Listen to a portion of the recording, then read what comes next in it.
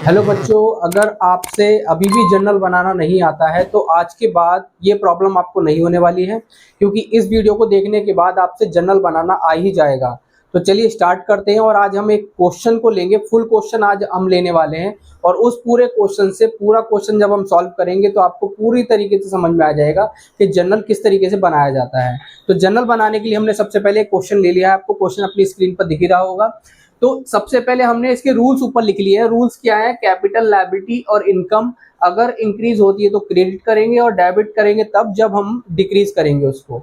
यानी कि ये सारे आइटम, तीनों आइटम जो कैपिटल, लायबिलिटी, इनकम अगर डिक्रीज होती है तो डेबिट करेंगे और इंक्रीज होती है तो क्रेडिट करेंगे। वहीं अगर एक्सपेंसेस अगर आपका बढ़ता है तो हम उसको डेबिट करेंगे। असेट्स अगर बढ़ती है तो डेबिट कर देंगे। वहीं असेट्स और एक्सपेंसेस अगर घट जाते हैं तो उनको क्रेडिट कर देंगे। तो ये रूल्स फॉलो करके हम जर्नल एंट्रीज को तैयार करने वाले हैं। तो जर्नल एंट्रीज को तैयार करने के लिए हमें 3 स्टेप्स फॉलो करने पड़ते हैं। पहला स्टेप होता है आपको सबसे पहले ट्रांजैक्शन पढ़नी है। ट्रांजैक्शन पढ़ने के बाद उसमें 2 अकाउंट्स को आइडेंटिफाई करना होता है कि कौन कौन से अकाउंट्स पर असर पड़ रहा है। जब हम उनको आइडेंटिफाई कर लेंगे, आइडेंटिफाई करने के बाद हमारा जो तीसरा स्टेप होता है, हमें रूल्स फॉलो करके रूल्स उसमें अप्लाई कर देना है। और जैसे ही आप रूल्स से अप्लाई कर देंगे तो आपको पता लग जाएगा एंट्री बनने क्या वाली है। तो सबसे पहली एंट्री आप देख सकते हैं कि सबसे पहली एंट्री है started business with cash of ₹50,000। Business start किया गया है 50,000 रुपए से। और इसमें हमें सबसे पहले ट्रांजेक्शन हमने पढ़ ली और पढ़ने के बाद हमें चेक करना है कि इसमें कौन कौन से 2 अकाउंट पर असर पड़ रहा है। बिजनेस स्टार्ट किया जाएगा कैश से, तो हमारे बिजनेस में एक तो कैश आएगा, क्योंकि कैश से अगर बिजनेस स्टार्ट किया जा रहा है तो हमने पहला अकाउंट आइडेंटिफाई कर लिया है, कैश अकाउंट है। जब कोई बिजनेस स्टार्ट किया जाता है और जो भी पैसा लगाया जाता है उसको कैपिटल कहा जाता है। तो दूसरा अकाउंट है हमारा कैपिटल। अब ये 2 हमने अकाउंट आइडेंटिफाई कर लिए हैं। अकाउंट आइडेंटिफाई करना बहुत ईजी होता है और हार्ड भी यही कहलाता है, क्योंकि अकाउंट आइडेंटिफाई करने के लिए हमें ट्रांजैक्शन में घुसना पड़ता है। ट्रांजैक्शन में चेक करना पड़ता है कि कौन कौन से आइटम्स पर असर पड़ रहा है, हमारी कौन कौन सी मदों पर असर पड़ रहा है। तो हमने देखा कैश पर असर पड़ेगा और दूसरा कैपिटल पर। अब यहाँ पर रूल अप्लाई करेंगे। रूल क्या है? कैपिटल अगर कहीं पर दिख रहा है, क्योंकि कैपिटल यहाँ पर मुझे दिख रहा है, कैपिटल अगर बढ़ेगी तो क्रेडिट करेंगे, क्योंकि बिजनेस में कैपिटल आ रही है, बढ़ रही है, बढ़ने पर कैपिटल को क्या करेंगे? आप क्रेडिट कर देंगे। दूसरा कैश, क्योंकि कैश एक असेट्स होती है, संपत्ति होती है। असेट्स यहाँ पर बढ़ रही है क्योंकि बिजनेस में कैश आ रहा है, तो उससे असेट्स इंक्रीज हो जाएगी। तो इंक्रीज होने पर डेबिट करेंगे, तो कैश अकाउंट क्या होने वाला है? डेबिट होने वाला है। तो इस एंट्री को जब हम पता लगा लेंगे कि डेबिट क्या होने वाला है और क्रेडिट क्या होने वाला है, बस हमें इसको पोस्ट करना है, यहाँ पर एंट्री कर देनी है। एंट्री करने से पहले सबसे पहले फॉर्मेट देख लेते हैं। जर्नल का फॉर्मेट है ये आपके पास। सबसे पहले आपको जर्नल एंट्रीज ऊपर लिखना है। डेट का कॉलम हो जाता है, पर्टिकुलर का कॉलम हो जाता है, एलएफ का कॉलम हो जाता है, अमाउंट डेबिट, अमाउंट क्रेडिट। सबसे पहले हम लिख लेंगे यहाँ पर डेट। नेक्स्ट है आपका पर्टिकुलर्स। पर्टिकुलर्स को हिंदी में विवरण कहते हैं। फिर आपका नेक्स्ट आपका लेजर फोलियो हो जाएगा। अमाउंट आपकी डेबिट की आ जाएगी और अमाउंट आपकी क्रेडिट की आ जाएगी। इस कॉलम में 2 कॉलम अमाउंट के बन जाते हैं। डेट क्योंकि क्वेश्चन में नहीं है, हम यहाँ पर मान लेते हैं 2026 चल रही है, 1 अप्रैल की डेट है, तो 1 अप्रैल आपकी पहली ट्रांजेक्शन 1 अप्रैल को हो रही है, मान लिया जाता है। अगर क्वेश्चन में दिया होता है वही हम डेट लिखते हैं, लेकिन हमारे क्वेश्चन में डेट नहीं है तो यहाँ पर हमने मान लिया है।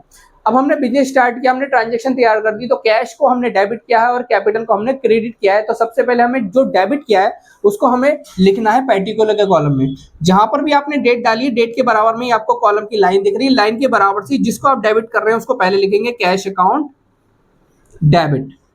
यानी कि जो भी आइटम आपको डेबिट करना है उसको कैश लिखेंगे। यानी कि जो भी आइटम आपको डेबिट करना है, क्योंकि कैश मुझे डेबिट करना है तो मैंने कैश लिख लिया। उसके साथ अकाउंट वर्ड यूज करेंगे। किसी भी व्यक्ति के नाम के साथ अकाउंट वर्ड यूज नहीं होगा। किसी भी संस्था के नाम या किसी भी बिजनेस का नाम आ रहा है तो उसके साथ अकाउंट वर्ड यूज नहीं करेंगे, बाकी सबके साथ अकाउंट वर्ड यूज कर सकते हैं। तो कैश अकाउंट डेबिट। और जिसको क्रेडिट करना है, क्रेडिट हमें कैपिटल को करना है, तो कैपिटल को अगर क्रेडिट करना है उसको 2 करके लिखते हैं। जो 2 करके लिखा जाएगा उसको लाइन से थोड़ा सा स्पेस आप छोड़ देंगे, जगह छोड़ देंगे और फिर लिखेंगे 2 करके, 2 कैपिटल अकाउंट। यहाँ पर एंट्री तैयार हो जाती है। फिर इसके बाद एक नरेशन बनती है। नरेशन एक व्याख्या होती है। व्याख्या का मतलब होता है कि इस ट्रांजैक्शन में क्या हो रहा है, या एंट्री किस चीज की या किस पर्पज से बनाई गई है। तो हमने क्या करा था, बीइंग बिजनेस स्टार्ट किया तो ये इस पर्पज के लिए एंट्री बनाई गई थी। तो यहाँ पर बीइंग बिजनेस स्टार्टेड आप लिख देंगे और एक लाइन से आप इसको नीचे से बंद कर देंगे। यहाँ पर हमारी पहली एंट्री तैयार हो जाती है। कैश क्योंकि डेबिट करा था इसलिए हमने अमाउंट अभी रह गई है, तो डेबिट के ठीक सामने आप डेबिट के कॉलम में ही अमाउंट को लिखेंगे। 50,000 रुपए की अमाउंट आपको डेबिट के कॉलम में लिखनी है। कैपिटल क्योंकि क्रेडिट करा है इसलिए हम इसके ठीक सामने क्रेडिट के कॉलम में जाएंगे और क्रेडिट के कॉलम में 50,000 रुपए यहाँ पर लिख देंगे। अब चलते हैं नेक्स्ट ट्रांजेक्शन की तरफ। नेक्स्ट ट्रांजेक्शन क्या है? नेक्स्ट वाली जो ट्रांजेक्शन है वो ये है, purchase goods of rupees, purchase goods for cash of 10,000 rupees. हमने गुड्स को परचेज किया है 10,000 रुपए में। जब भी गुड्स को परचेज किया जाएगा कैश में, अगर वो परचेज की जा रही है तो हमारे पास से क्या जाएगा? कैश। तो हमने सबसे पहले आइडेंटिफाई किया कैश को, क्योंकि कैश में गुड्स खरीदा जा रहा है। दूसरा, क्योंकि हमने माल खरीदा है तो हमारे पास माल आएगा, इसलिए माल को खरीदने को कहते हैं परचेज अकाउंट। तो यहाँ पर जो है परचेज इफेक्ट होगा, जो अकाउंट इफेक्ट हो रहा है उसका नाम है परचेज, क्योंकि माल आ रहा है, माल आने को कहते हैं परचेज, यानी कि खरीदने को बोला जाता है परचेज। तो यहाँ पर हम परचेज लिख देंगे। इसमें दो डिफरेंस बताना चाहूंगा, क्योंकि जब माल खरीदा जाता है तो उसको परचेज बोलते हैं, और अगर कोई असेट्स खरीदी जा रही है तो वहां पर परचेज वर्ड यूज नहीं करेंगे या परचेज अकाउंट यूज नहीं करेंगे, वहां पर उस असेट्स का नाम आएगा। इसी तरीके से सेल में होगा। सेल अगर माल कर रहे हैं आप, यानी कि आपने गुड्स को बेचा है, तो उसमें आपको सेल लिखना है। और अगर आपने कोई असेट्स को सेल किया है तो वहां पर उस असेट्स का नाम आएगा, जैसे फर्नीचर हो गया, प्लांट हो गया, ठीक है। तो यहाँ पर माल को खरीदने और बेचने पर परचेज और सेल यूज होगा। बाकी अगर कोई असेट्स बेच और खरीद रहे हैं तो वहां पर उस असेट्स का नाम आ जाता है। क्योंकि हमने दो अकाउंट्स को आइडेंटिफाई किया इस एंट्री में, इस ट्रांजेक्शन में, तो कैश हो गया, दूसरा परचेज हो जाता है। क्योंकि कैश एक असेट्स है, असेट्स का होता है कि अगर आ रही है यानी कि बढ़ रही है तो डेबिट और घट रही है तो क्रेडिट। क्योंकि माल खरीदा जा रहा है तो कैश हमारे पास से जाएगा, तो हमारी कैश घट जाता है, तो घटने पर क्या करेंगे?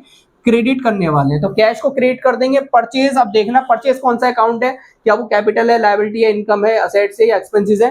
परचेज करेंगे तो खर्चा होता है, और सारे खर्चे जो होते हैं अगर बढ़ते हैं तो डेबिट कर देते हैं। तो यहाँ पर परचेज क्या होने वाला है? डेबिट, क्योंकि माल खरीदा जाएगा तो खर्चा बढ़ रहा है, तो खर्चा अगर बढ़ेगा तो उसको डेबिट कर देंगे। तो परचेज यहाँ पर डेबिट होगा और कैश हमारा क्रेडिट होने वाला है। एंट्री तैयार हो जाती है। हम मान लेते हैं 2 अप्रैल की एंट्री है, तो 2 अप्रैल आपकी डेट आ जाएगी, और जिसको डेबिट करना है उसको सबसे पहले लिखेंगे परचेजेस अकाउंट डेबिट, क्योंकि परचेज को डेबिट करना है। और उसके बाद क्रेडिट जिसको करना होता है, थोड़ी सी लाइन छोड़ी जाती है, उसके बाद टू करके लिखेंगे, टू कैश अकाउंट। फिर उसके बाद नरेशन तैयार हो जाती है, बीइंग गुड्स परचेजेस। नीचे से इसको बंद कर देंगे लाइन से। अमाउंट है आपकी 10,000 की, तो 10,000 रुपीज आपके अमाउंट में आ जाएंगे, दोनों डेबिट और क्रेडिट साइड। नेक्स्ट एंट्री आपकी मान लेते हैं 3 अप्रैल की है, तो 3 अप्रैल आप डेट डाल देंगे। एंट्री ट्रांजेक्शन पढ़ते हैं। Bought furniture on credit from Ram 5,000 rupees. हमने फर्नीचर खरीदा है राम से, और वो भी क्रेडिट पर। क्रेडिट का मतलब होता है उधार।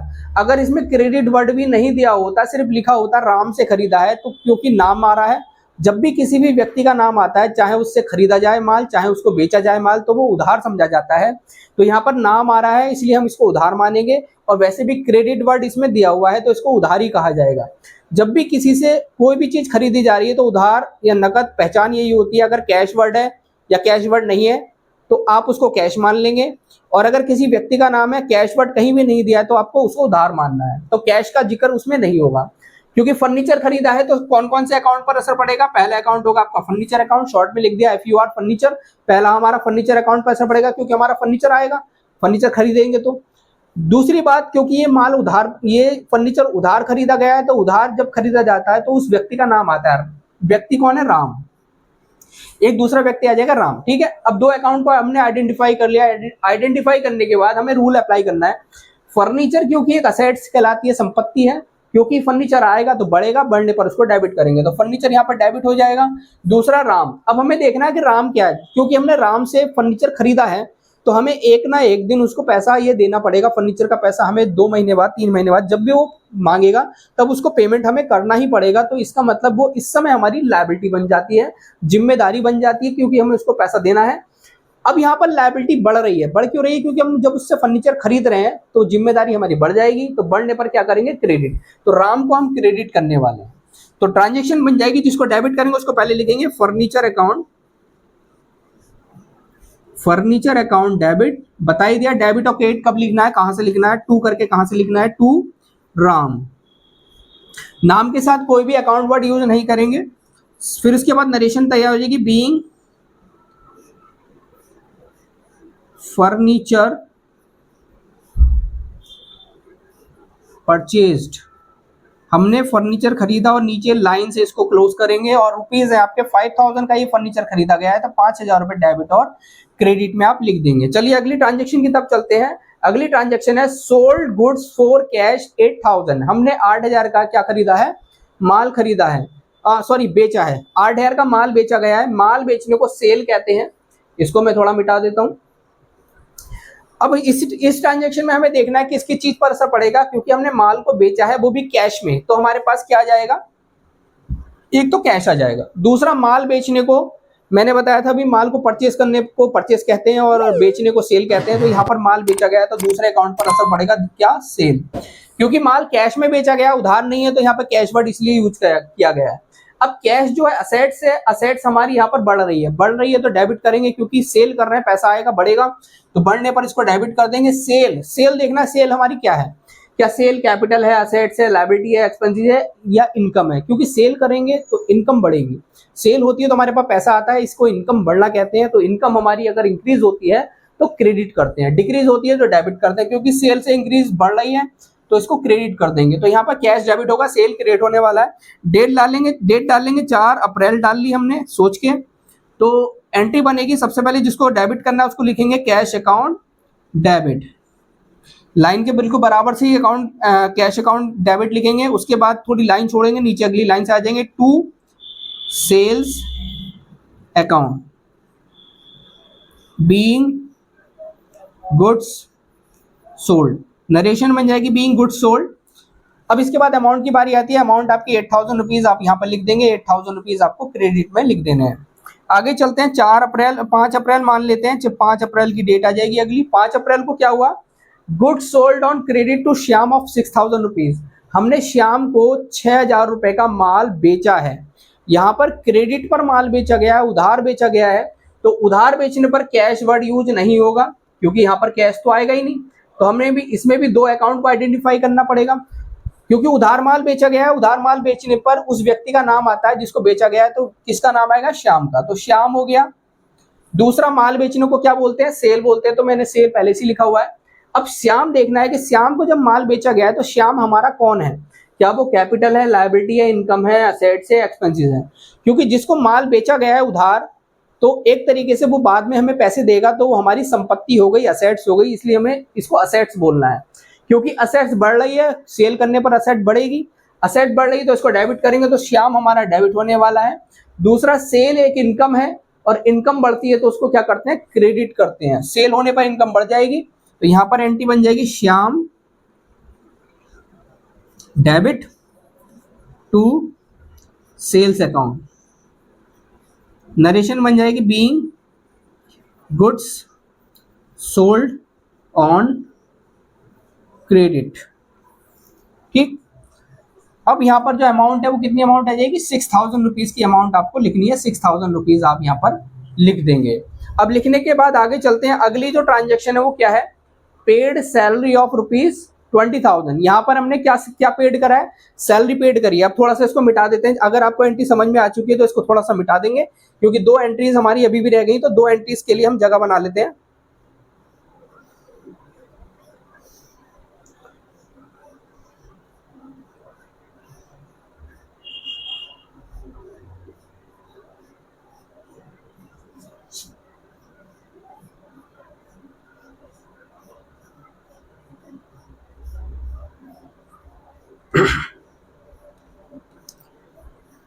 चलिए 2 एंट्रीज की हमने जगह बना ली है। अब जगह बनाने के बाद ट्रांजेक्शन को पढ़ते हैं। Paid salary of rupees 20,000। हमने सैलरी पेड करी है, 2000 रुपए की सैलरी पेड करी है। डेट मान लेते हैं, सबसे पहले 5 अप्रैल पहले आ गई। अब 6 अप्रैल को डेट डाल लेंगे कि 6 अप्रैल को हमने सैलरी पेड की है। सैलरी पेड करने पर क्या क्या होगा, क्योंकि सैलरी पेड करेंगे तो कैश हमारे पास से जाएगा, बिजनेस से कैश जाएगा, तो हमारे पास एक अकाउंट पर असर पड़ेगा जिसका नाम है कैश, और कैश अकाउंट हमने पहला लिख लिया है। दूसरा, क्योंकि सैलरी एक खर्चा होता है, उस खर्चे का नाम आ जाएगा, क्या नाम है खर्चे का, सैलरी। यहाँ पे सैलरी हो जाएगा। अब अकाउंट कौन सा है, कैश एक असेट्स है, क्योंकि सैलरी देंगे तो असेट्स हमारी घट जाएगी, घटने पर क्या करेंगे, क्रेडिट करेंगे। सैलरी कौन सा अकाउंट है, सैलरी एक खर्चा होता है, एक्सपेंसेस होता है, एक्सपेंसेस हमारा बढ़ रहा है, बढ़ने पर क्या करेंगे, डेबिट करेंगे। तो एंट्री तैयार है हमारी, salary account debit to cash account, narration बनेगी बीइंग सैलरी पेड, रुपीज है आपके 2000 रुपीज आपकी सैलरी पेड की गई है, तो 2000 रुपए आपको यहाँ लिखने हैं।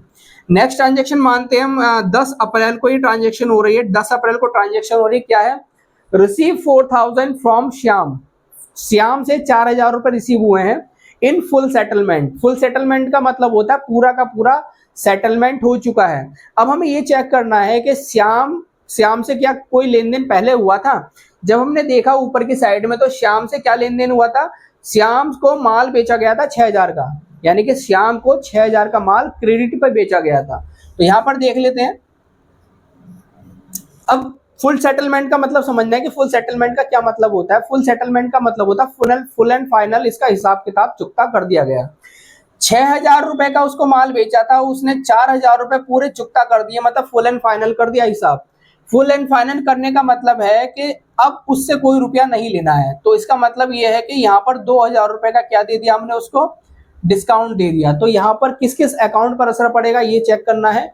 तो अकाउंट पहला जो असर पड़ेगा उस पर कैश पे पड़ेगा, क्योंकि उससे कैश डिस्काउंट पे पड़ेगा, क्योंकि 6000 का उसको माल बेचा गया था और 4000 रुपए ही सिर्फ उससे मिले हैं। तो 2000 रुपए अभी उसने पेमेंट नहीं किया, मतलब हमने उसको 2000 रुपए का डिस्काउंट दिया होगा, क्योंकि फुल सेटलमेंट में पेमेंट किया है, फुल एंड फाइनल पेमेंट हो चुका है, तो डिस्काउंट हो गया 2000 रुपए का। उससे पैसा मिलेगा तो दूसरे अकाउंट पर असर पड़ेगा जिसका नाम है कैश, और कैश कितना मिलेगा, 4000 रुपए का कैश मिलेगा। और तीसरा जो अकाउंट होगा वो होगा श्याम का, क्योंकि श्याम से मिल रहे हैं पैसे। तो इस एंट्री को बनाने के लिए 3 अकाउंट पर असर पड़ रहा है, ये हमारी एंट्री कंपाउंड एंट्री कहलाती है। अब कौन कौन सा अकाउंट डेबिट होगा, कौन सा अकाउंट क्रेडिट होगा, सबसे पहले देख लेते हैं डिस्काउंट। क्योंकि अगर श्याम को डिस्काउंट दिया है तो वो हमारे लिए खर्चा हो गया, क्योंकि श्याम से अगर पेमेंट हमें मिला है तो वो हमारे लिए एक नुकसान है, तो एक खर्चा है। खर्चे सारे क्या होते हैं, डेबिट होते हैं, तो डिस्काउंट को क्या करेंगे आप, डेबिट कर देंगे। दूसरा कौन सा है, कैश अकाउंट, क्योंकि कैश एक असेट से संपत्ति है, आ रहा है, आने पर क्या होगा, जब हमारा आता है आने पर बढ़ता है कैश, असेट्स बढ़ती है तो क्या करेंगे, डेबिट करेंगे।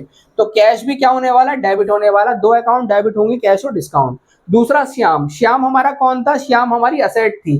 पहले जब हमने सोचा था कि श्याम को जब माल बेचा था तो उसने अभी पेमेंट नहीं करा है, तो वो बाद में पेमेंट करेगा, तो हमने सोच लिया था ना कि वो एक असेट्स है, वो बाद में पैसे देगा हमें। क्योंकि यहाँ पर असेट्स क्या हो रही है, कम हो रही है, कम होने पर क्या करेंगे, क्रेडिट करेंगे, क्योंकि जब उससे पैसा मिल जाएगा तो हमारी एक असेट्स कम हो जाएगी, तो यहाँ पर क्रेडिट कर देंगे श्याम को। तो श्याम क्रेडिट होने वाला है, डेबिट होने वाले 2 आइटम है। तो हम एंट्री जब बनाएंगे तो सबसे पहले जिसको डेबिट करना है, डिस्काउंट को डेबिट करना है, तो डिस्काउंट अकाउंट डेबिट, इसके साथ साथ कैश अकाउंट को भी डेबिट करेंगे। 2 अकाउंट को डेबिट किया जाएगा, डिस्काउंट को और कैश को, और क्रेडिट किया जाएगा टू श्याम। श्याम को आप क्रेडिट कर देंगे टू श्याम, नरेशन बना देंगे बीइंग अमाउंट रिसीव्ड, अमाउंट हमें मिल गया। डिस्काउंट में कितना अमाउंट आएगा, क्योंकि 6000 रुपए में से 4000 मिले हैं तो 2000 का डिस्काउंट हो गया। डिस्काउंट के ठीक सामने आप 2000 रुपए लिख देंगे डेबिट के कॉलम में, 4000 का कैश मिलेगा, कैश के ठीक सामने डेबिट के कॉलम में 4000 लिख देंगे, और श्याम में आपको 6000 रुपए क्रेडिट में लिखना है, क्योंकि डेबिट के बराबर क्रेडिट होता है। इस तरीके से आप पूरा क्वेश्चन हमने आज सॉल्व किया। तो अगर वीडियो आपको अच्छी लगी हो, समझ में आई हो और क्वेश्चन को सॉल्व करना आ गया हो तो वीडियो को लाइक करिएगा, और इसके साथ साथ अपने दोस्तों को शेयर भी करें, और चैनल को सब्सक्राइब जरूर कर लीजिएगा।